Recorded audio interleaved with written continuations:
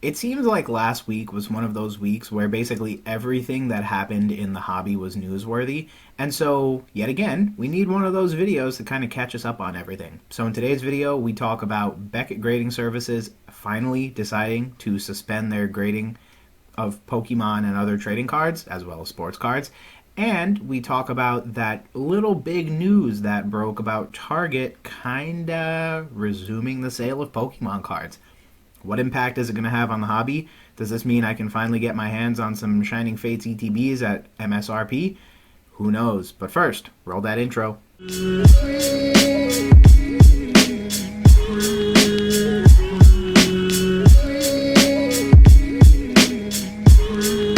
Hey Gengar gang, what is going on?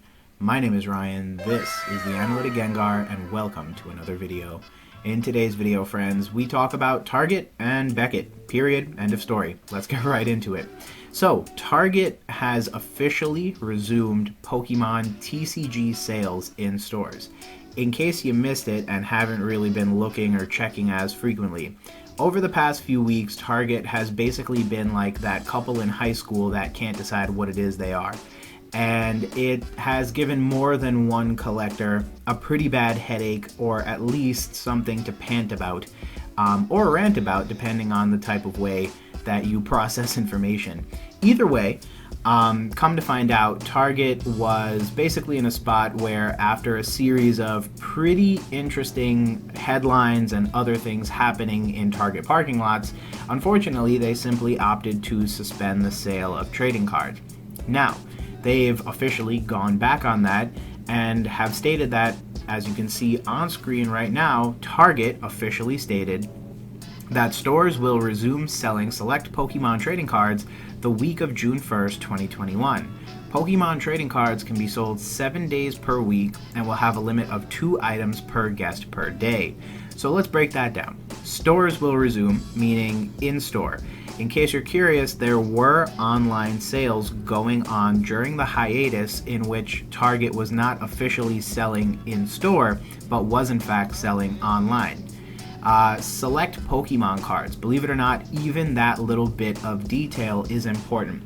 They say select Pokemon trading cards because their official announcement in terms of the ban was on Pokemon, NFL, MLB, and NBA, because those were the cards that scalpers were more or less officially attacking.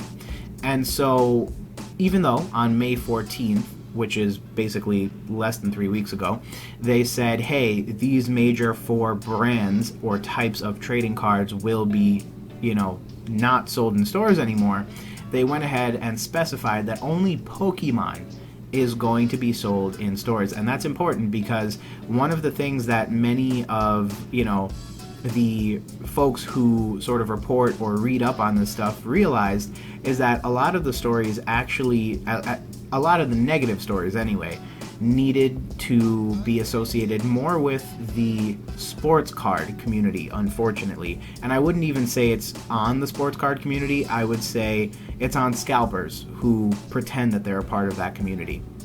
Because it was really the sports cards where people were getting driven to like these insane things where it was like, someone had a gun pulled on them in a Target parking lot because of an altercation. And so all of that was actually due to sports, and as a result, a lot of people pointed out very quickly that Pokemon actually had nothing to do with that particular incident.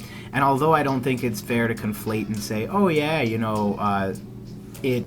it's not us that pulled a gun, therefore we shouldn't have to suffer, we obviously had our own problems here in this hobby, mainly in the form of scalpers and just crazy people like that video in Walmart. And so, honestly, I thought it was a good move at the time, but now they are resuming Pokemon trading cards, and now they are also planning on, only these Pokemon cards, but not necessarily trading cards or sports cards in general. The week of June 1st, meaning they could have started any day. I know a lot of people may have gone to Target, but if you went and still saw nothing, bear in mind that it may just be an off week for your target in terms of getting stuff from suppliers. And so even though it resumed the week of June 1st, bear in mind that it could take a few weeks before it gets to you. Just as an example, here in New York City, I went to a Target and was not able to find anything Pokemon related, even though I went at the time that the distributor would usually go to Target on a Friday afternoon. So even though I waited, I did everything I usually would have, there was still nothing there. And I think that's okay. I think it'll just be a matter of time before it pops up. Can be sold 7 days per week. The reason it's said with that odd specificity is because obviously they were only selling on Fridays, but now it's just going to be sitting on store shelves, and we'll have a limit of 2 items, meaning you can only buy 2 per day. As I had previously reported on the channel, I did in fact go to Target and attempt to buy 2 trading card items back when their limit was 1, and the self-checkout lane just locked up on me and required an employee to unlock it. So I have a feeling they are now just going to bump that rule up to be 2 items per guest per day. I was going to try it with 3 Yu-Gi-Oh blisters, but honestly I had no clue what I was doing or what I was buying, and I frankly didn't want to spend like however much money it would have been just to find something out. And so I just thought about it and I was like, you know what, I'm sure I'll see it somewhere whether or not it's true. I didn't need to do it myself. Obviously, here are some photos that I wanted to show you. So Poke Beach is awesome because they not only break the news, but they frequently show you the news as well. So here are some images that were captured off of social media. Right here we've got quite a few things actually. So we've got battle styles lining the entire top row. Looks like more battle styles, but I like the variety. They have the steel blisters, they have the check lane blisters, they have the 3-packs. They even have like these random awful little ones, and they also have some decks as well, so good to see that those are finally making their way out. Then as we roll down, there was some Shining Fates pins there. You got tons of Galarian Rapidash boxes. These also contain battle styles. You've got Urshifu V, Rapid Strike and Single Strike, and then you've got some Champion's Path, Hatterene, and Dubwool. So again, you can grab any 2 of those, and of course there is some magic leaking out into our little section as well. Here we've got another image, again, very similar story. Here's something a little bit older, Sun and Moon era. Looks like you get a Sun and Moon pack, a promo card, and then a Soul Galeo on a little binder. You've got those awful mystery packs, you've got some more battle styles. This one's nice because a couple things to point out. They have battle styles ETBs, which are obviously still being printed. They've got a ton of Shining Fates ETBs, and it looks like right here in the corner, super obscure, but I do believe right back here where my mouse click is, there are some Shining Fates tins, and then I believe these tins in the front are actually of a different variety. So I think this is actually 2 different variety of tins. You've got the Zamazenta or Zacian ETB pluses down here, again, rare to see in stores, so happy to see that. And then you've got the binders, which honestly I have seen around quite a bit. Obviously they don't contain as many packs as like these items do, and so there's a pretty good reason for like a scalper not to pick those up, right? It's like a $10 thing that's probably selling for like $16 on eBay maybe, so it's probably just not worth their time and effort. But nice variety in this particular Target. And finally but not least, here is the other one. It looks like someone actually already hit this top row, unless they just didn't have stuff to stock it. But again, similar combination of battle styles, mystery packs. Looks like another one of those weird Sun and Moon things. I was impressed because they actually have tins, and I need tins for my sealed collection.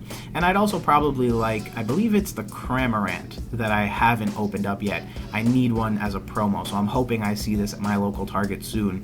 And then again, Dubwool and Rapidash. So what can we extrapolate from this information? Well, believe it or not, there's actually quite a bit we can extrapolate from all of this. The first is that notice that Champion's Path appears in all 3 of these images. That's a pretty good indication that Champion's Path is getting reprinted, and it's getting reprinted a lot.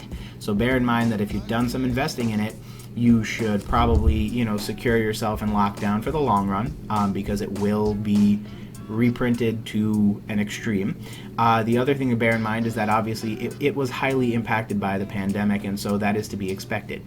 And yeah, so that's one thing to bear in mind. The other thing is obviously Battle Styles is present in all of these, so that's a pretty good indication that Battle Styles will and has been printed to extremes. I have a feeling they're going to do the same for Chilling Reign as well as Evolving Skies. I just don't think there's a reasonable excuse why they shouldn't. Demand is at an all-time high, so it makes sense from a business perspective, and assuming you can increase your capacity without stressing your capacity, again, from an operational standpoint, it makes a bunch of sense. Finally but not least is the Shining Fates, which appears to at least be in pretty consistently high demand. I do note that there are Shining Fates ETBs pretty much stacked in this particular image, but we also don't know when this was, right? It could have been immediately after the restock. It could have been 10 hours after the restock. I just don't know. However, in this image, it looks like there was a little bit more damage done, and obviously in this image, that Shining Fates box is empty for a reason, and there's no Shining Fates. So obviously still a set that is in high demand, and something that I think will consistently be in high demand for upcoming months, if not years. So, lessons learned from this. Obviously, tons of stuff is getting reprinted. Nature is healing. I do want to stress that. This is how it used to look in a pre-pandemic, pre-2020 world when demand wasn't absolutely insane. And this is pretty good evidence to the fact that, hey, this stuff is coming back down to normal. More importantly, I've even seen this type of availability affecting online sellers. Now, I took a pretty hard stance on folks that said that, gone are the days of distributor pricing, long live MSRP, meaning booster boxes would no longer sell for $90 to $100. Instead, they would sell in the $144 price range, which is effectively $4 per booster pack times 36 booster packs in a booster box. And I've taken a pretty hard stance against that because I think there is a pretty clear conflict of interest when you not only sell this stuff actively as a business, but also then do YouTubing on it, where you have an audience of folks that look to you for pricing, if not investment advice. And so it can be tricky, right? I think it's a fine line. I'm not necessarily saying anyone's going out of their way to take advantage of the situation, but I do think that I take a pretty firm stance that I don't necessarily think it's the best place to be in, because I firmly disagree with you. A lot of folks would have you believe these booster boxes will sell for $1.50 each because it's nearly double the amount of money it used to sell for back in the day, right? $100 to $150 is $50 more. $50 is half of what you, paid for originally. So $150 is pretty good motivation for anybody to tell you anything. And as many people have always said in this hobby, everybody has an angle, right? So bear in mind that the perspective and the lens that you often hear this stuff from can be influenced by an individual's desires, aspirations, or just business sense, right? They're selling you a product in the same way that anybody else would be, and their marketing may lead you to believe that prices could be artificially high when they are in fact not. And if you need any evidence of that, just look at Battle Styles. Much of Battle Styles, believe it or not, is available for less than MSRP now if you're looking at some online sellers. The reason you won't see that at Target is mainly because Target will only sell at MSRP unless you involve coupons, but when it comes specifically to online sellers, I've seen $279 for a sealed case of 10 Battle Styles ETBs. Now, you could make the argument it's not a chase set, it's not a crazy set, etc., but even if you're looking at Chilling Reign, I have seen pre-order prices drop from about $125 per booster box to about $107 per booster box. Granted, all of them sold out at their respective price points, and it may have been promotional pricing, but I have a feeling Chilling Reign will be so painfully available that people will have no choice, especially online sellers, to go ahead and start dropping their prices in order to compete with in-store availability, as well as move the stuff from point to point, move it out of their warehouse and into a consumer's hand so that they get their money at the end of the day. Now, the next thing that I wanted to talk about is the Becket suspension of most grading services as of June 7th. Now, as of Monday, June 7th, they went ahead and said, hey, like our competitor, PSA, we will, stop accepting trading card submissions. Obviously, this basically mirrors the story PSA told, right? Hey, we have great amounts of business, engagement is high, folks are crazy right now, we love it, we love it, we love it, but we just can't keep up with it. And so, the president, Jerome Murray, said that they'll be suspending everything other than premium level. Premium level is a $250 per card grading service with subgrades, or $150 without, and this will basically guarantee that if someone pulls something incredibly rare or needs something graded right away, they will pay a steep price, but they will be able to get the card graded. Otherwise, if it can wait, good, it's going to wait. Similarly, this article even mentions that, hey, in late March, PSA did the same thing. And here's something interesting. SGC raised its prices to $75, hoping to slow the tide of orders, then reduced it to $30 not so long ago after catching up. Now, this brings me to a pretty interesting observation. I think, as always, these are calculated business moves, and I think more importantly, we can reasonably use the pattern we're seeing now with two different companies, PSA and BGS, to forecast the potential future as well as the potential consequences for any other grading card service that, finds itself in a similar position. So, step one of that process, grading card company gets a lot of submissions. PSA was first, so I'll use PSA as an example. They get too many submissions, they develop a backlog. So in March, they decide, hey, we're going to shut down our services, other than the high tier stuff, right? They begin working on their backlog. Step two, they finally get out of their backlog and decide to open up services. PSA has said as early as July of 2020. Step three, PSA, having expanded its capacity and cleared out its backlog, is now in a better position to get their job done, and here's my prediction, will decrease the prices of trading cards, grading services, in order to reflect that. So here's the thing. I think every, trading card grading service price increase was a calculated business decision to slow down the number of submissions.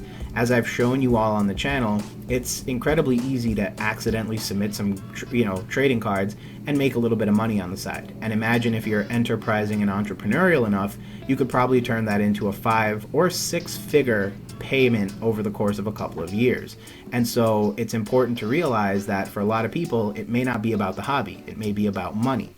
So raising prices strikes directly at where they are weakest. As I've shown you on the channel before, controlling prices is an important factor when grading cards. And so if they increase, if the grading companies increase the prices, the people who are submitting, who are more profit motivated, will suffer because their profit margins will be cut by a pretty steep number. And so as you can see, SGC, PSA, BGS, they've all done this. They've all increased their price. Now, you might say, why was SGC able to decrease their prices and catch up? Well, I just think SGC has a smaller market share. Beckett and PSA are the two big players in the game. They have been for a long time, and they will probably continue to do so unless something drastic changes between then and now. But up till now, Beckett and PSA get the majority of the market, and therefore SGC, although, having a large number of cards and clearly having to slow down the amount of orders coming in, they were able to avoid shutting down completely because, they were able to deter people enough. And I think that goes to what I was just talking about. If there is, a profit motivation, you're probably not too concerned about which grading service you get it graded with. But if you are more of a hobbyist, you probably have a preference, right? Like I've been doing business with PSA for nearly a decade now. So I have a very strong preference for PSA and will probably hold out until I'm able to submit to PSA. But if I was purely profit driven, I would have just chucked them at SGC and, I can turn them around on eBay. They'll still probably carry a pretty significant premium, which is good because that's exactly what I want. I just want a profit. So I think that's why SGC, although infinitely smaller a market share, was able to avoid shutting down completely. But for folks like Beckett and PSA, they will have to make the quote-unquote adult decision of shutting down, specifically with the purpose of being able to work on their backlog. It's the best thing to do not only for themselves, but also for their customers who have been loyal and have also submitted cards, hoping to get them back in a reasonable time frame. But with all that said, friends, thanks again for checking out another video. I do hope you learned something in today's video, and if you did, feel free to hit that like button, as well as feel free to join the Gengar Gang. We're an ever-growing community here on YouTube, and I'm so happy for you to consider joining us along this infinitely wonderful Pokemon trading card game hobby. More importantly, as a little bit of motivation for you to join the Gengar Gang, I am doing a giveaway on the channel, so if you're new or if you haven't seen it yet, there is a community tab post on this channel, and you can enter the giveaway by simply asking a question for me to do for my Ask Me Anything. And if you subscribe and like the post, you're automatically entered to win a box break for Chilling Reign. So you'll win 9 packs of Chilling Reign from a box that it will be broken later on in the future. But other than that, friends, I want to say thank you from the bottom of my heart for all that you do for the community, your engagement, your likes, your comments, your subscriptions, and of course, thank you for being here. You could have been anywhere on the internet, but you chose to hang out with me, and that means the world. As always, friends, we will talk soon, but I hope you guys are having an amazing day in the meantime, and we will talk later. Peace.